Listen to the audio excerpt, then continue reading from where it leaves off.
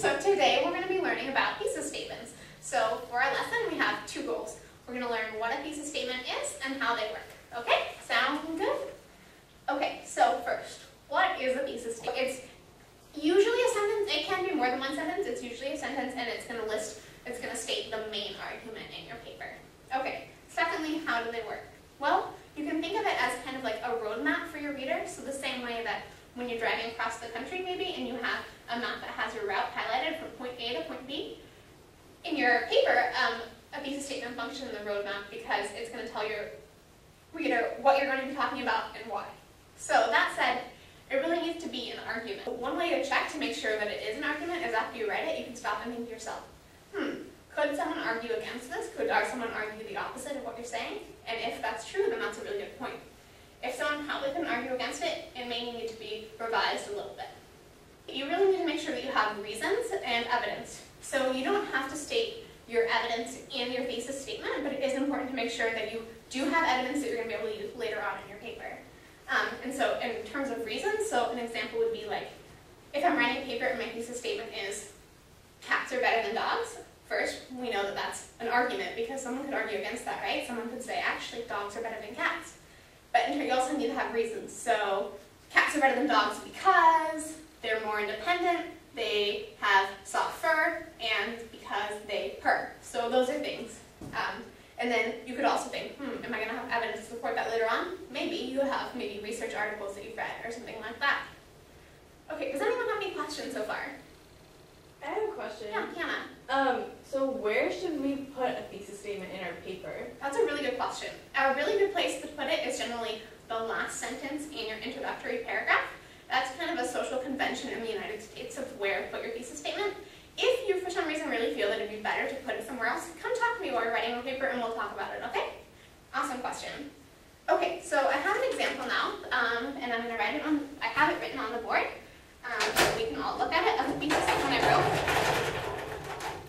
that kind of encapsulates some of the things that we've talked about. And then I've also given you a piece of paper that's on your desks with the same thing on it and has some of the things we've talked about summarized on there. And you can put that in your binders to have as a reference point later. Okay, so Emma, would you mind reading it aloud for the class? Do I have to? If you wouldn't mind. The Hunger Games is a better film than The Dark Knight Rises because it is more realistic, has a better soundtrack, and has more talented actors. Okay, great. So, how does that fulfill the first point that we've talked about? Like, is it debatable? Could someone argue against that? I could say that The Dark Knight is better than The Hunger Games. Exactly, and that's a really good point, and I love your enthusiasm, but I was actually talking to Emma, so next time if you would raise your hand, that would be really great. Okay? Emma, how does it also list reasons? Does it list reasons? What are the reasons that it lists? It says it is more realistic because it has a better soundtrack and has more talented actors. Okay, awesome. And then, Kiana, do you think that we don't have to list, like I said, the evidence in the thesis statement, but do you think that there's evidence that someone could use to write about it later in their paper? Yeah, I mean, you can talk about how well the actors portray their roles. It's more realistic because it portrays a scenario that might actually play out, or like real emotions that might actually exist. So I think like if you thought about it, you could definitely find reasons. Exactly, really good job. Okay, so lastly, I kind of wrote this little song that we can sing as a way to kind of put together everything we've talked about today, and it's catchy, so maybe we can remember it better, okay? So I'm going to say a line, and then you'll just repeat it after me. So, we're writing a thesis statement, that's what we're going to do. We're writing a thesis statement, that's what we're going to do. We're going to argue our point all the way through. We're going to argue our point all the way through. First, we'll make sure our claim is debatable. First, we'll make sure our claim is debatable. And as writers, we'll appear quite capable. And as writers, we'll appear quite capable. Before going any further, we'll make sure we have enough evidence. Before going any further, we'll make sure we have enough evidence. Otherwise, when writing an argument, we might face some unpleasantness. Otherwise, when writing an argument, we might face some unpleasantness.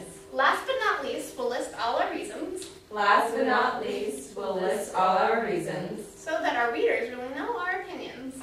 So that our readers really know our opinions. That's it, you're done. Pat yourself on the back. That's it, you're done. Pat yourself on the back. You did so well, you surely deserve a plaque. You did so well, you surely deserve a plaque. Okay, good job. So in the last maybe 20 seconds summarizing the things that we've gone over so that we can start from there tomorrow? Yeah, so a thesis statement goes in your essay. It has an argument that can be challenged. It has reasons, and in your paper, you'll explain the reasons with evidence. Exactly. Really good job. I'll see you guys tomorrow.